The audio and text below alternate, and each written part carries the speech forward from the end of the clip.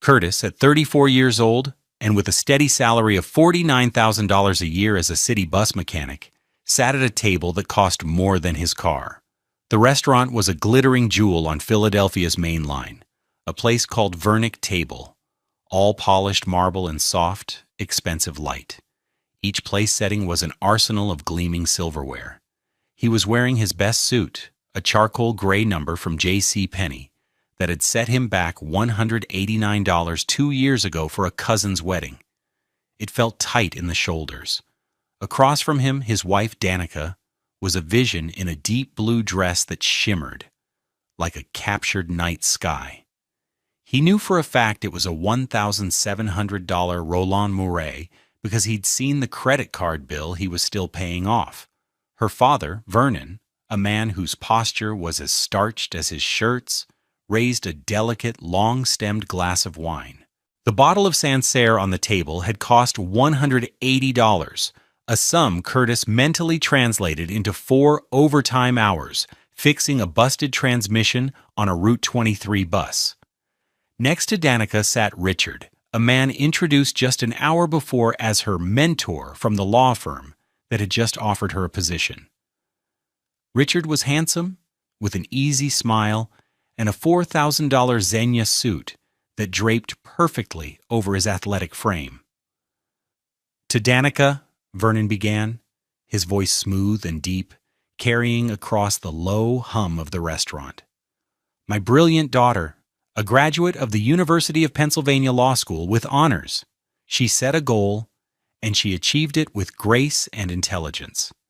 It's a profound joy, he paused, letting his gaze drift from his glowing daughter to Curtis, to have one finished product in the family. The air thickened. The words hung there, suspended in the soft light. Danica's smile tightened, a flicker of something, annoyance, embarrassment, in her eyes before it was gone. Richard took a polite sip of his wine, his eyes carefully neutral. Vernon then looked directly at Curtis, offering a thin, dismissive smile. No offense, son. Some people are just unfinished. The word landed like a stone in a quiet pool. Unfinished. It wasn't shouted. It was delivered with the casual, offhand cruelty of a man who had never once in his life worried about the price of a bottle of wine.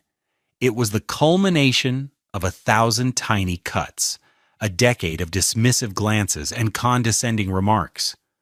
Curtis looked at the man who had just summed up his entire life, his sacrifices, his unending labor, in a single, damning word. He looked at his wife, who said nothing, her silence a ringing endorsement. He felt a strange calm settle over him, a clarity so sharp and cold it was almost painful. The tension in his shoulders from the too-tight suit jacket seemed to dissolve. He looked down at his plate, at the artfully arranged piece of sea bass that probably cost $50. He picked up his fork, a heavy, ornate piece of silver worth more than the tools in his pocket. He held it for a moment, feeling its weight. Then, with a quiet, deliberate motion, he placed the fork down beside his plate. The faint clink of metal on fine china was the only sound he made. It was a small sound, but in the sudden, echoing silence at their table, it felt like a gavel coming down. He was done eating. He was done pretending. He was finished. 10 years earlier, Curtis had been anything but unfinished. He had been on the precipice of everything. At 24, he held an acceptance letter from the University of Pennsylvania School of Engineering and Applied Science. It was his dream, a tangible paper and ink promise of a different life than the one he'd known, growing up in Olney, where futures were often dictated by circumstance, not ambition. The letter represented a path to becoming a mechanical engineer, to designing the very transit systems he'd spent his life riding. He had saved for years, working 2 jobs since high school, accumulating a nest egg of just over $28,000. It wasn't enough for all 4 years, but it was a powerful start. He remembered the day he told Danica, spreading the letter out on the worn kitchen table of the small duplex he'd just inherited from his grandmother. The house was modest, a simple brick-fronted row home, but it was theirs, and it was paid for. His grandmother, a woman whose wisdom was as sturdy as her cast-iron pans, had left it to him free and clear. "A man needs a place to stand," she'd always said. "The rest you can build?" Danica had read the letter, her eyes wide. Then she'd started to cry. They weren't tears of joy for him. They were tears of despair for herself. Her own dreams of becoming a lawyer felt impossibly distant. Her grades were good, but her family's finances were a wreck, and the idea of taking on 6 figures of debt terrified her into paralysis. "You're going to go off and be this brilliant engineer," she'd sobbed, her head buried in his shoulder, "and I'll just be here, stuck." He held her, his own joy curdling into a knot of guilt. He loved her.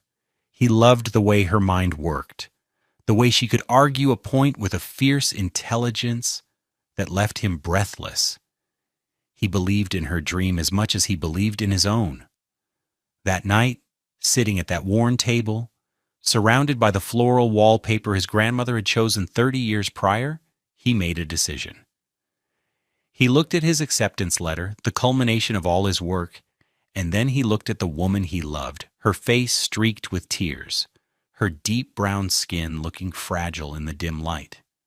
"You go," he said, his voice quiet but firm. "You go to law school, I'll work.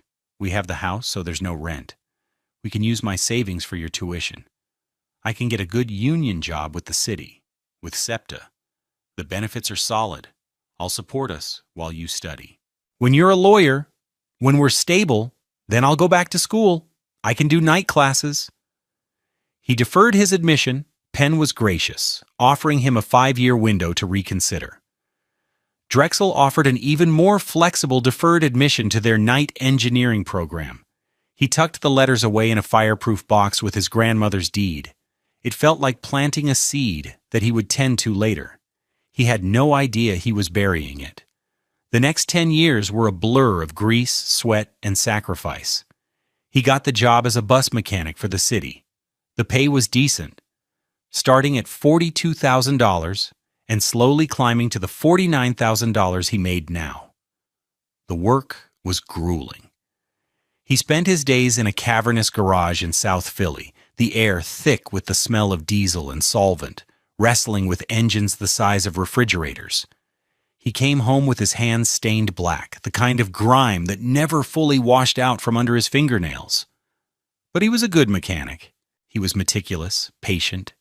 He found a quiet satisfaction in diagnosing a complex electrical problem or rebuilding a failing hydraulic system. He treated each bus as a puzzle, and he was proud of his work. He was keeping the city moving, connecting people to their jobs, their families, their lives. All his energy, all his resources flowed in one direction: Danica. He paid the first semester's tuition at Temple's undergraduate program with a cashier's check for $7,800 drawn directly from his savings account. The next semester was another $7,950. He kept every receipt, every bank statement, in the same fireproof box as the deed. He packed her lunches in the morning before he left for his 6 a.m. shift. He'd make her coffee, leaving it in a $30 thermos on the counter. He did the oil changes on her 2010 Honda Civic himself, saving them the $80 fee at the local shop. He learned to cook, making hearty $25 stews and casseroles that could last them for days. Their life was built on his labor, and the foundation was the simple, unshakable belief that they were a team.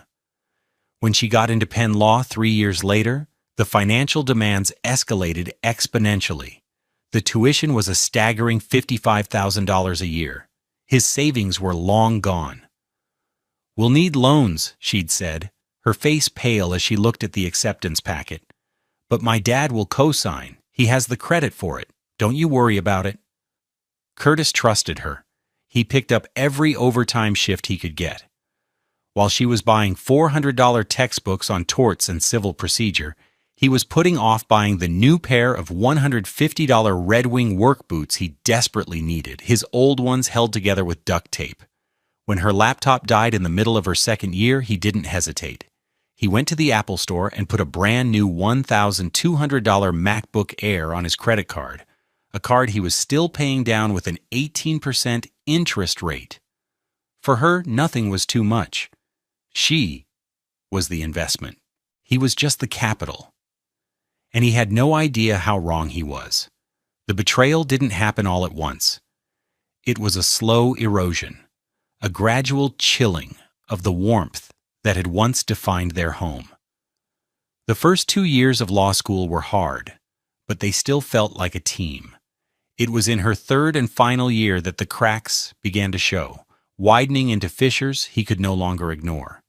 The change was personified by her new wardrobe. "I need to look the part for these networking events, Curtis," she explained one evening, pulling a sleek black blazer from a shopping bag. It was from Theory, a brand he'd never heard of. It cost $600. "It's all about presentation. It's not just about grades." He was sitting at the kitchen table, trying to scrub the grease from his hands with a coarse orange-scented soap. He looked at the blazer, then at his own worn work clothes, and nodded. "Of course, honey. Whatever you need." He took another overtime shift that weekend, working a double on a Saturday to fix a fleet of buses with faulty brakes. The extra $440 before taxes would cover most of it. Soon, there were more networking events, more study groups that ran late into the night. She started talking about her classmates, their summer internships at prestigious firms in New York, their parents who were partners at law firms or federal judges. Her stories were filled with names of restaurants he'd never been to, and vacation spots he'd only seen in magazines. One Tuesday night, he decided to surprise her. He'd made her favorite, a rich beef chili that cost $30 in ingredients and took 3 hours to simmer. He carefully packed it in a container, grabbed a piece of cornbread, and drove the 2012 Toyota Camry to Penn's campus. He found her in the law school's library, not alone in a carrel as he'd pictured, but at a large table with a group of 4 other students. They were all impeccably dressed. Their laughter was loud and confident. On the table, beside their sleek laptops, were several designer handbags, a $3,000 Yves Saint Laurent tote, a Gucci crossbody. He approached the table, holding the bag with the chili. "Hey, honey, I brought you dinner. Figured you were hungry."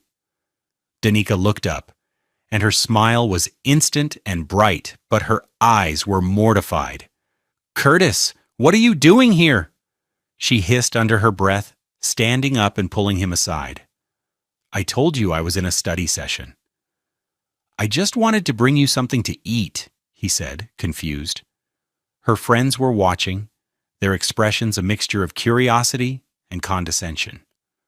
One of them, a blonde girl with a severe haircut, looked him up and down, her gaze lingering on his faded jeans and the faint smell of industrial soap that clung to him.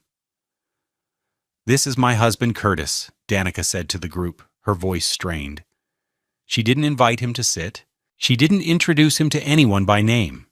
She took the food from him as if it were a package she was signing for. "Thanks, baby. This is so sweet. But we're really in the middle of something." It was a dismissal, clear and cold. He drove home to the Olney duplex, the smell of chili filling the car, and ate his own dinner alone at the kitchen table. He felt a profound sense of shame, but he couldn't articulate why. He had just been trying to do something nice. He was being supportive. But in that gleaming cathedral-like library, surrounded by the children of privilege, his support suddenly looked clumsy and unwelcome. It looked poor. The public humiliations grew more frequent, more pointed. At a family barbecue at her parents' sprawling home in Gladwin, a $2.5 million stone manor that always made him feel like he should be using the service entrance, her father cornered him by the grill. "So, Curtis," Vernon said, swirling a glass of what was probably very expensive bourbon, "Danica tells me you're still tinkering with those buses. A man needs ambition, you know, a plan." Curtis kept his eyes on the burgers he was flipping. "The job pays the bills, Vernon. It's honest work." "Honest, yes," Vernon conceded, as if it were a minor virtue. "But is it fulfilling? Don't you want more?" Before Curtis could answer, Danica walked over, linking her arm through her father's. She'd overheard.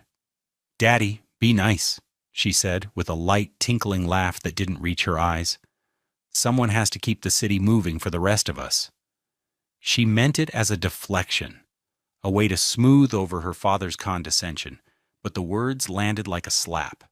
The rest of us.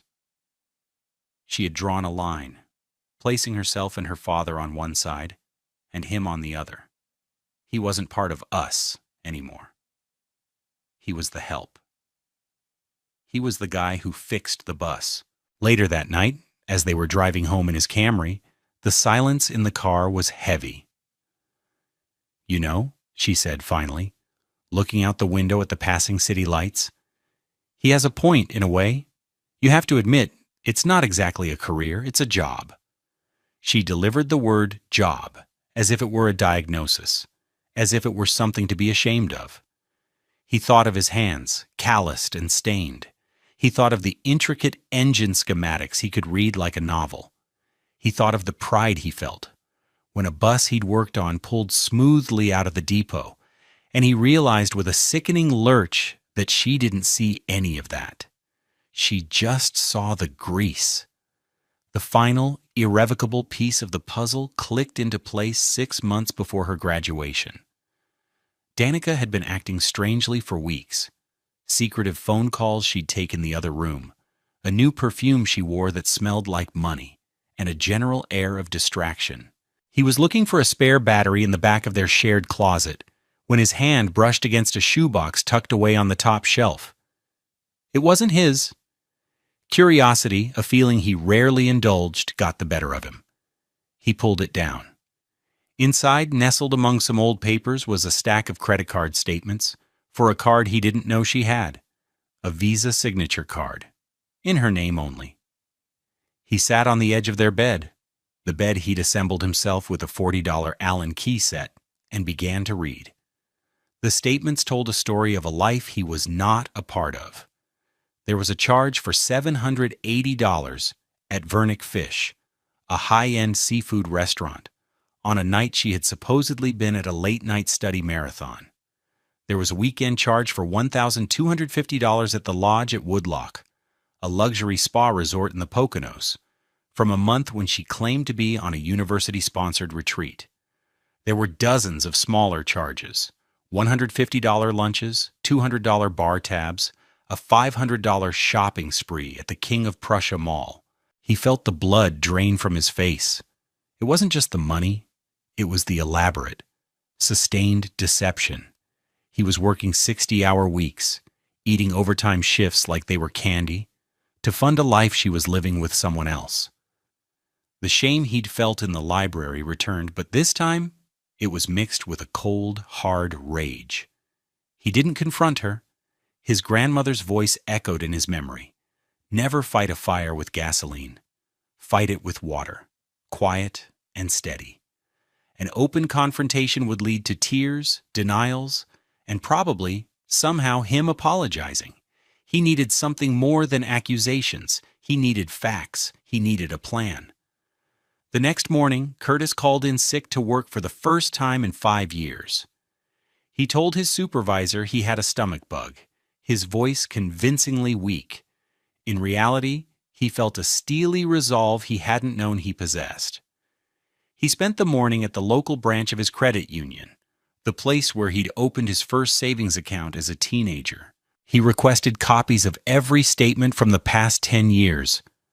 The branch manager, a kind woman named Maria, who had known his grandmother, printed them for him without question.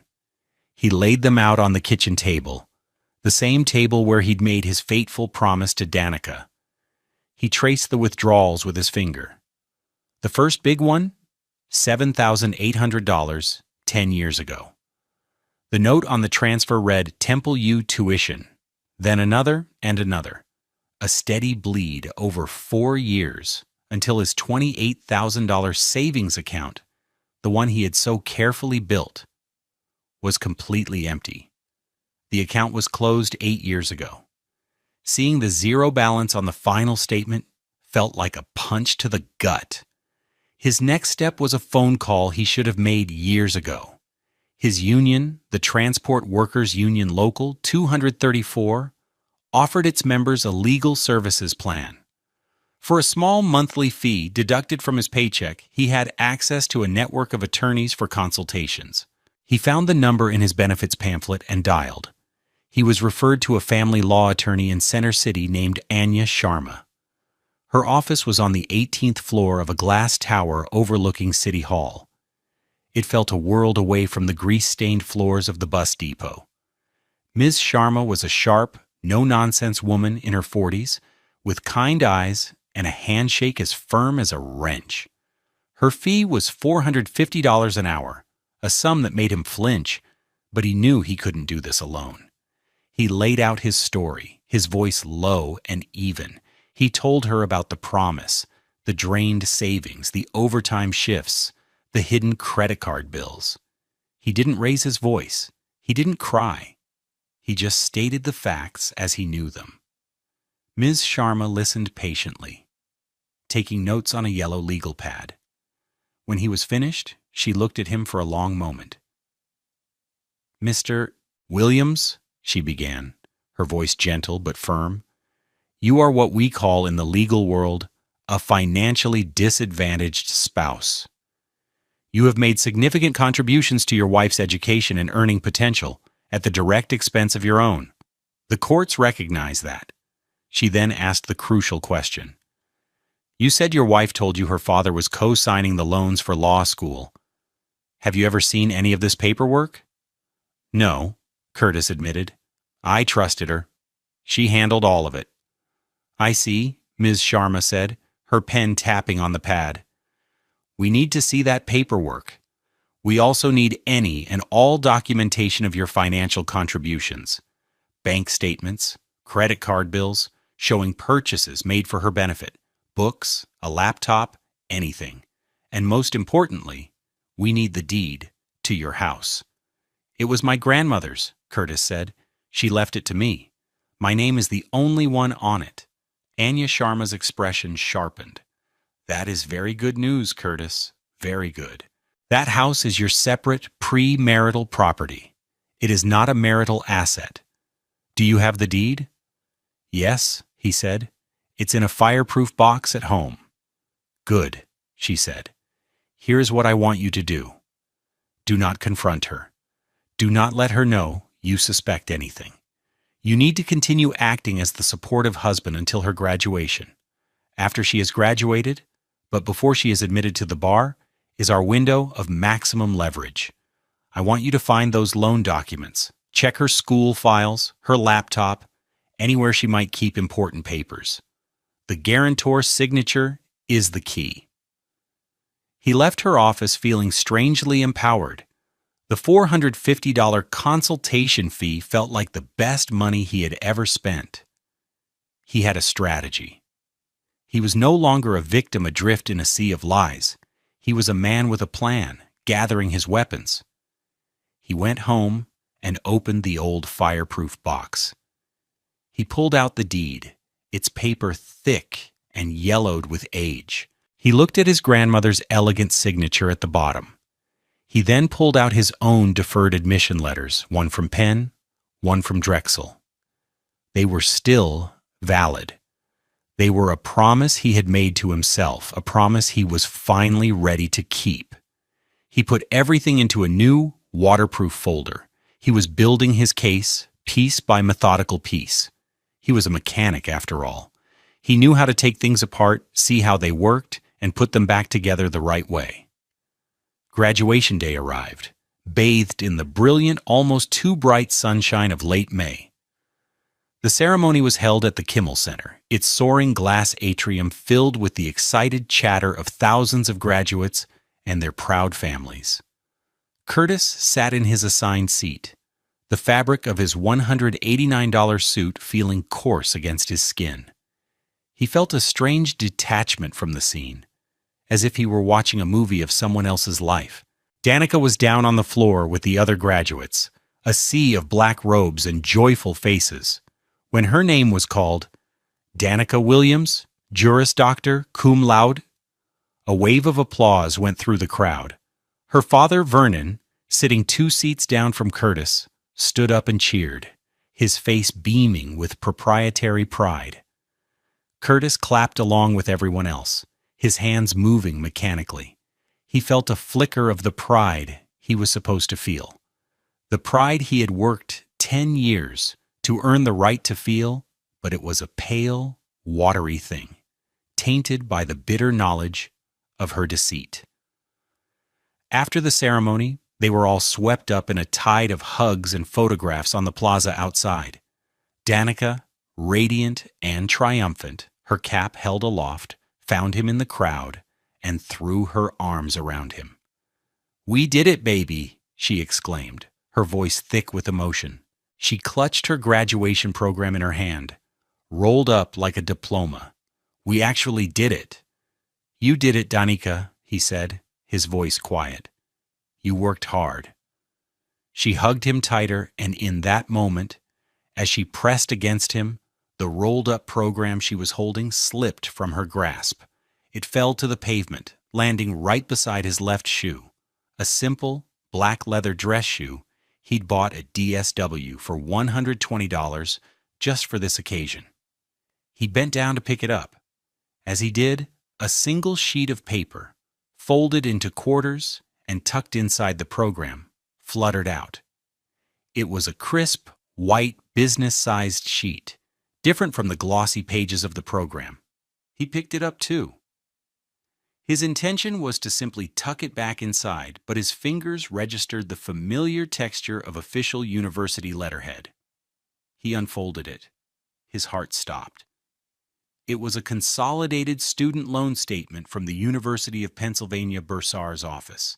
His eyes scanned the page, his mind processing the information with the cold, diagnostic precision of a mechanic troubleshooting a faulty engine. Borrower, Danica Williams. Loan type, graduate plus loan. Academic year, 2021 to 2022. Amount, $29,180. Academic year, 2022 to 2023. Amount, $29,180. Academic year, 2023 to 2024. Amount, $29,180. Total principal balance, $87,540. The number was staggering, but it wasn't what made the world go silent. It was the section at the bottom of the page. A small box labeled Guarantor Information. Inside the box was his name, his address, and his social security number.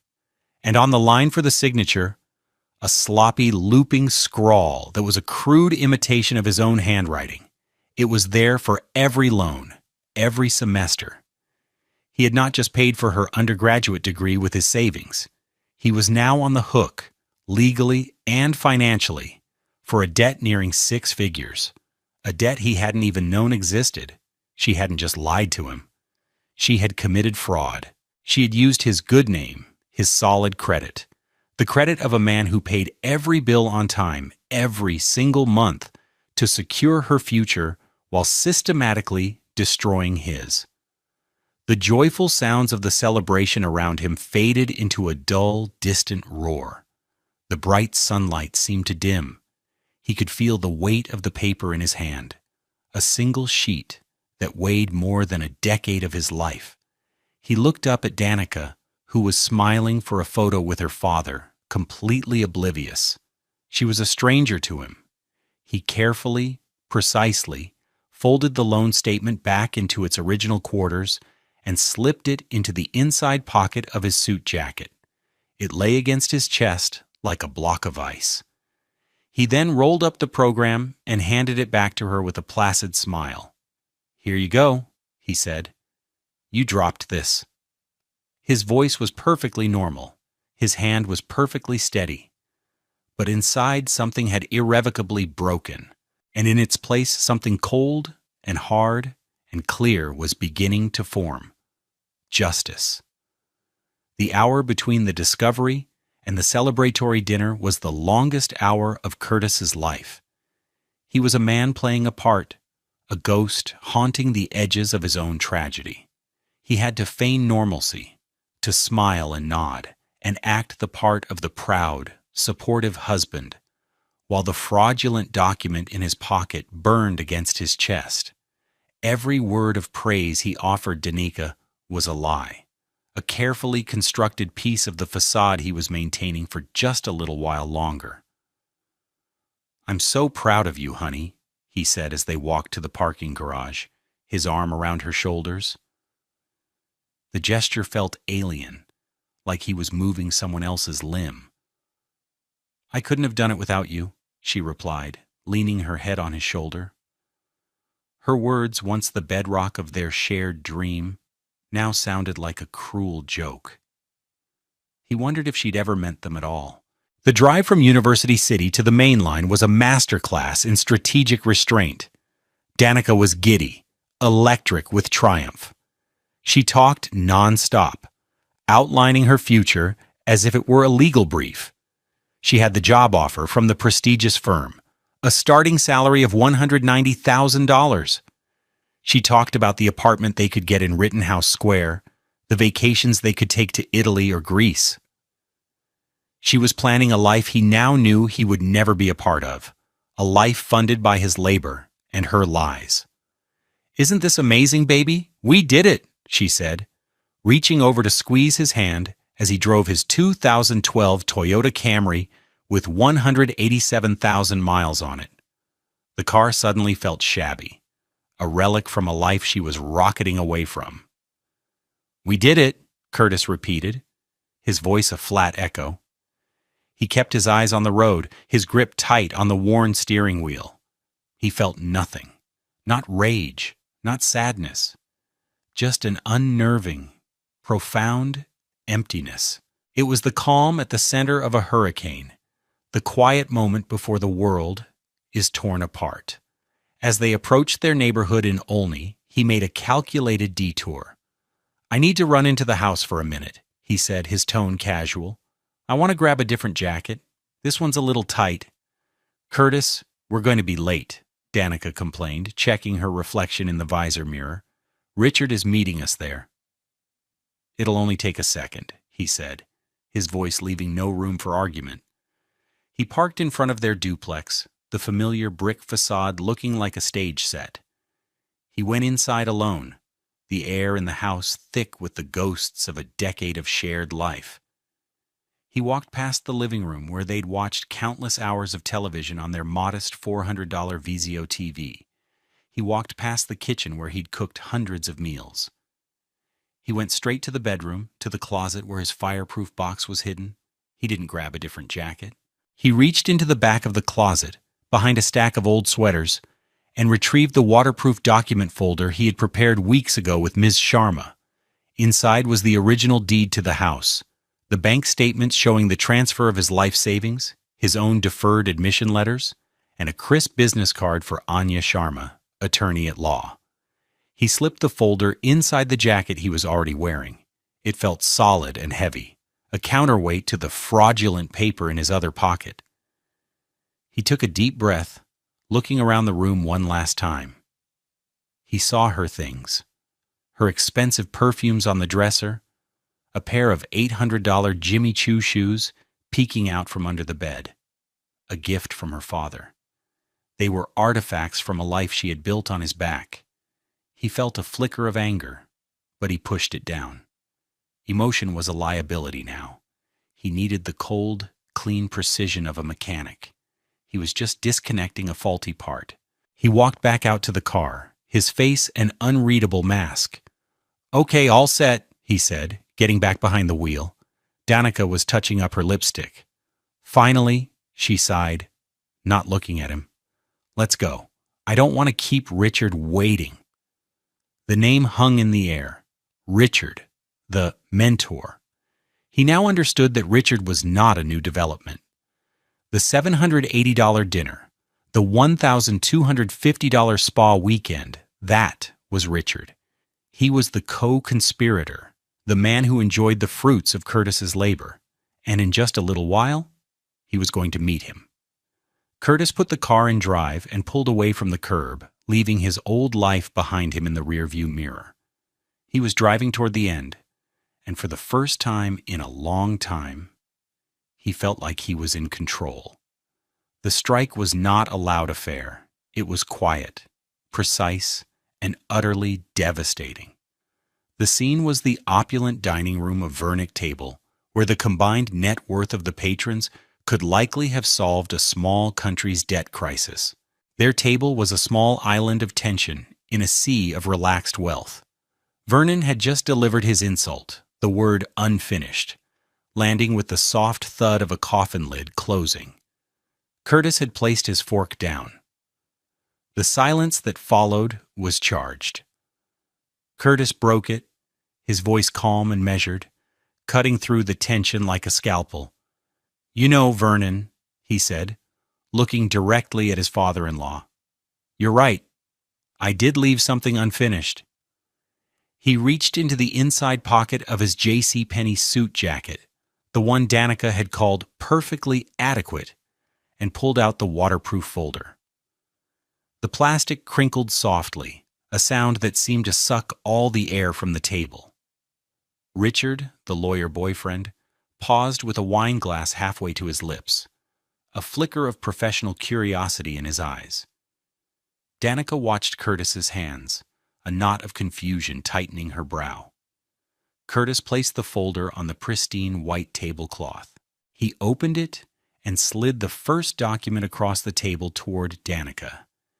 It was the deed to the house on Olney Avenue. "This," Curtis said, his voice devoid of emotion, "is the deed to the house you've been living in for the past 10 years. It was my grandmother's. She left it to me, and only me, before we were even married. It is paid off, and my name is the only one on it." Danica stared at the document. Her smile, which had been plastered on since they arrived, finally dissolved. "Curtis, what is this?" "It's a legal document," he said, simply. He then turned his attention back to Vernon. "It's proof of ownership. It means that the home Danica lives in is my separate, non-marital property. It's the first thing I finished." He reached back into the folder. This time, he pulled out a sheaf of papers. They were the bank statements from his old savings account, the ones the credit union manager had printed for him. He fanned them out like a poker hand. "These are the statements from the college fund I saved for 10 years, working 2 jobs. You can see the balance here in 2014 was just over $28,000. And you can see the withdrawals, semester by semester, to pay for Danica's undergraduate degree at Temple, until the balance was 0.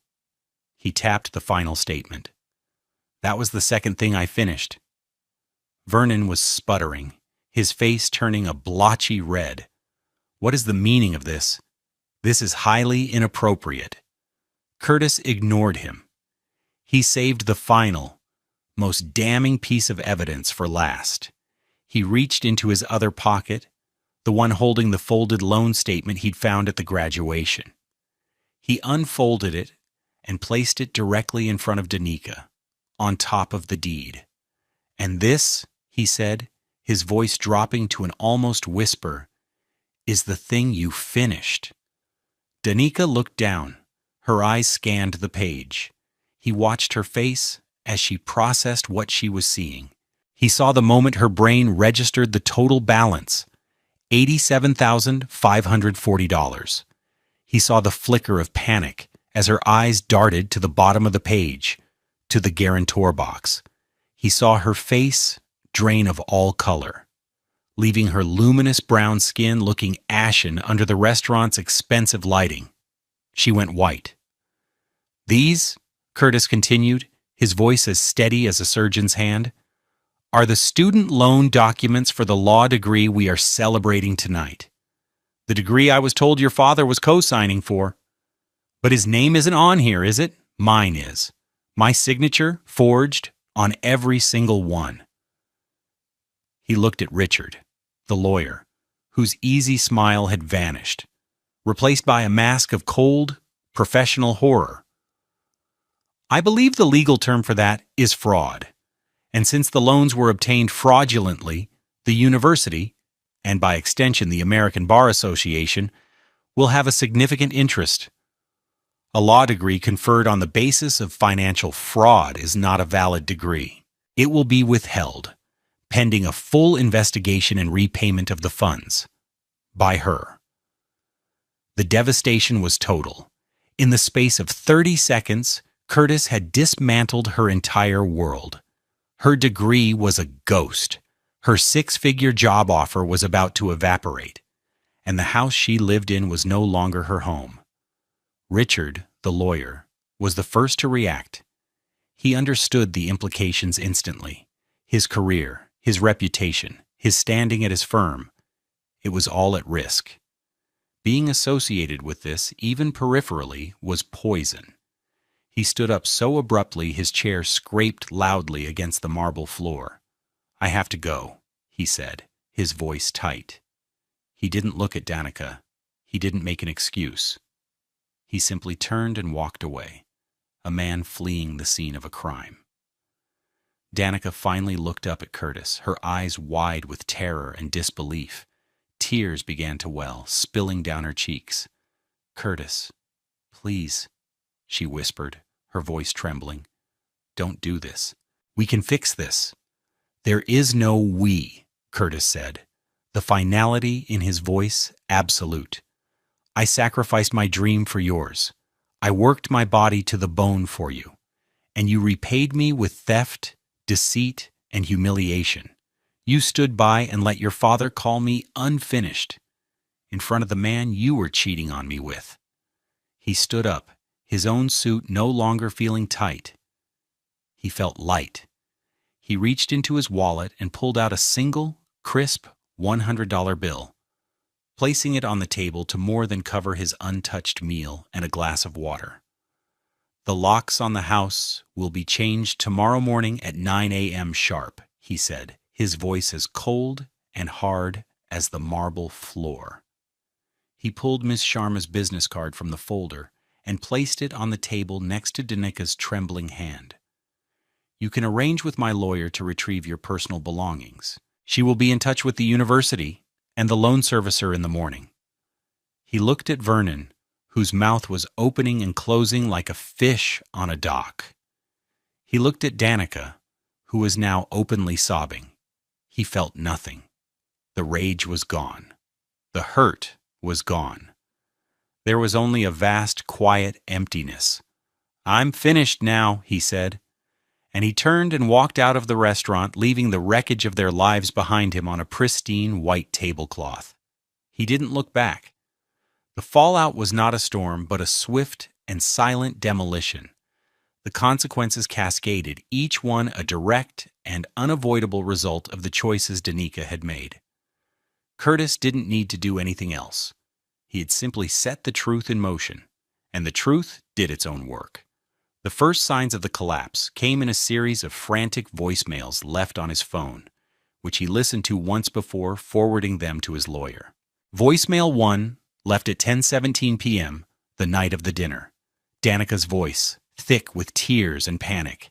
"Curtis, pick up the phone. You can't be serious. We can talk about this. It was a mistake, a stupid mistake. Just call me back." Voicemail 2, left at 11:42 p.m. The pleading had curdled into anger. "You think you can just throw me out? After everything, I have rights. This is my home too. I'll sue you, Curtis. I swear to God I will." Voicemail 3, left at 2:03 a.m. The anger had collapsed into desperate, raw pleading. "Okay, I'm sorry. I'm so sorry. It was wrong. I know it was wrong. I'll pay you back, every penny, I swear. Just please, please don't tell the school. They'll take everything away. Please, Curtis, don't ruin my life. But her life was already ruined. She had ruined it herself. The following Monday at 9 a.m., Ms. Anya Sharma sent a registered letter to the Dean of Penn Law and a formal fraud affidavit to the university's bursar's office and the federal loan servicer. The letter was a masterpiece of legal precision, outlining the forgery of the guarantor's signatures and including copies of the loan statement and Curtis's sworn testimony. The consequences were immediate and severe. 1 week later, the loan servicer placed the entire $87,540 debt into administrative forbearance and launched a formal fraud investigation. This immediately flagged Danica's file within the university system. 2 weeks later, Danica received a summons to appear before the university's Honor Council. Vernon, attempting to intervene, hired a high-powered $1,200 an hour attorney from a top Philadelphia firm.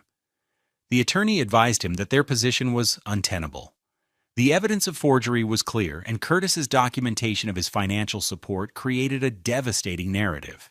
Vernon's offer to simply pay off the loan was rejected. It was no longer about the money, but about the academic fraud and ethical violations. 1 month later, the Honor Council delivered its verdict. Danica was found guilty of acts of dishonesty that compromised the integrity of the academic community. The law firm that had offered her the $190,000 a year job received a discreet call from the university's Career Services Office.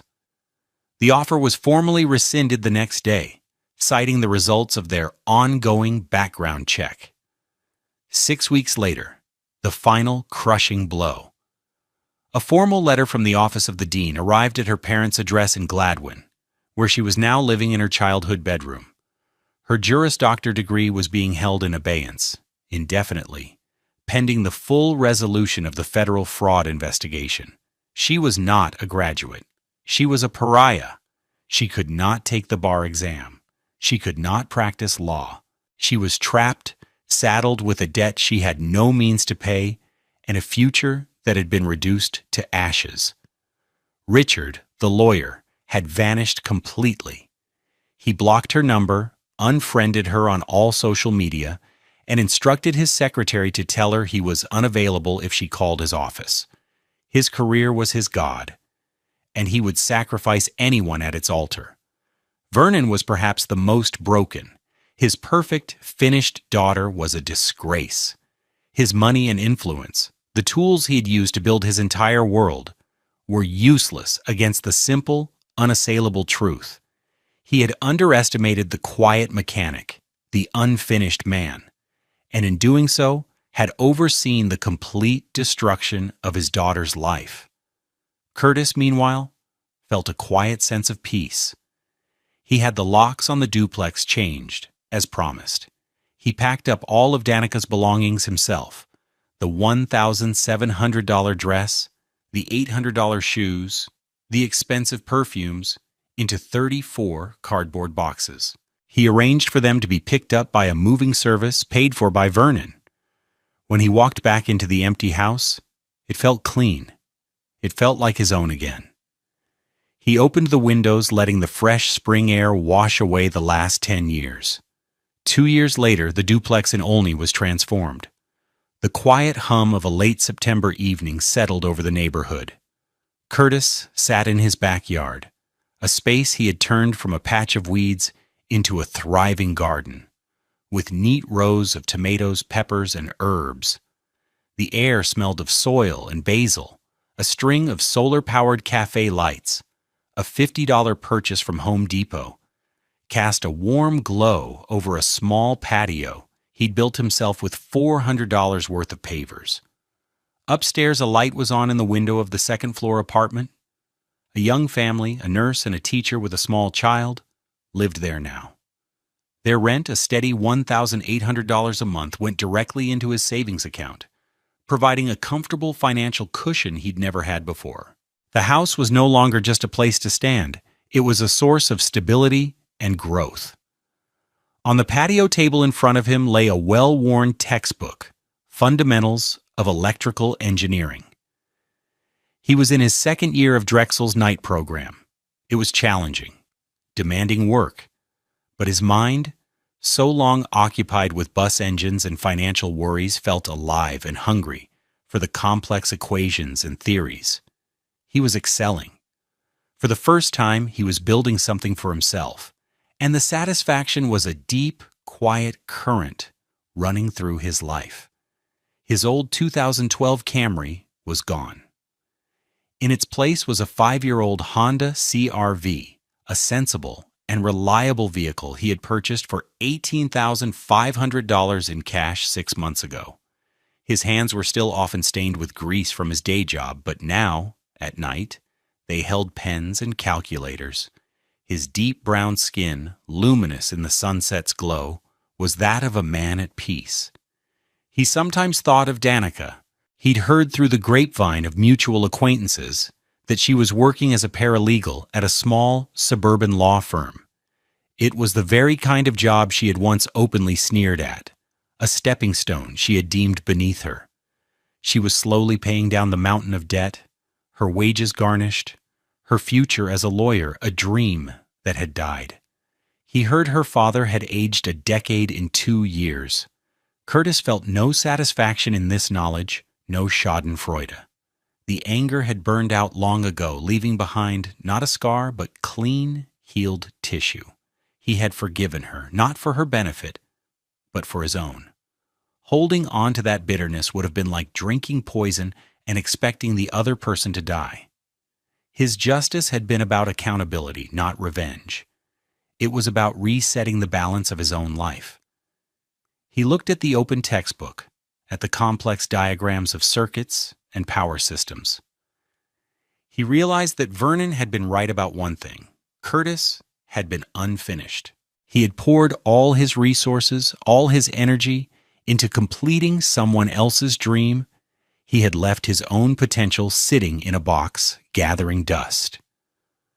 The painful end of his marriage had been a violent, necessary catalyst. It had forced him to finally pick up his own tools and get to work on himself.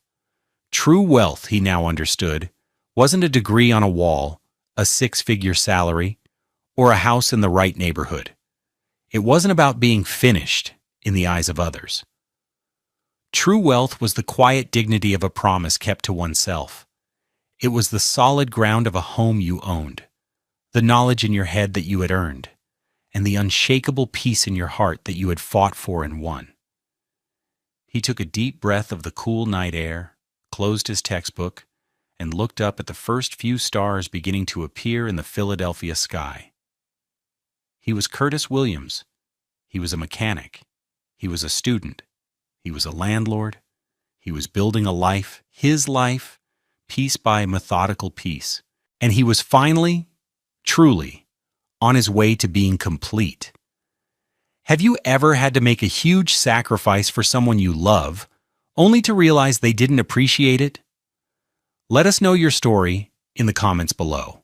And don't forget to subscribe to Love Beyond Pride for more stories about finding strength in the face of betrayal.